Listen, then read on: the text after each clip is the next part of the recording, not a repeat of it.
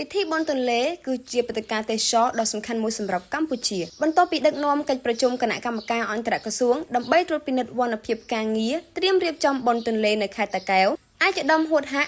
ដ្ឋមន្ត្រីក្រសួងទេសចរណ៍និងជាប្រធានគណៈកម្មការអន្តរក្រសួងរៀបចំបុណ្យទន្លេលើកទី9ឆ្នាំ2025បានបន្តដឹកនាំក្រុមការងារចុះពិនិត្យទីតាំងប្រពៃបុណ្យទន្លេនៅសួនច្បារមាត់បឹងខេត្តតាកែវក្នុងឱកាសនោះឯកឧត្តមរដ្ឋមន្ត្រីបានមានប្រសាសន៍ថា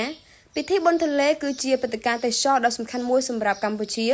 ដែលមិនត្រឹមតែចូលរួមចំណែកក្នុងការផ្សព្វផ្សាយពីសក្តានុពលទេសចរណ៍នៃខេត្តជាប់ដងទន្លេប៉ុណ្ណោះទេ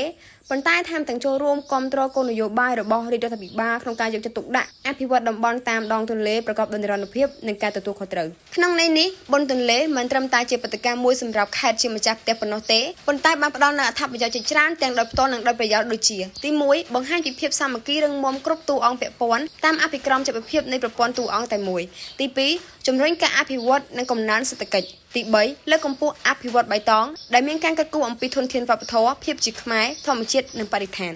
ទី4លើកកម្ពស់ការអប់រំនិងការយល់ដឹងទី5លើកកម្ពស់វិស័យទេសចរណ៍តាមរយៈព្រឹត្តិការណ៍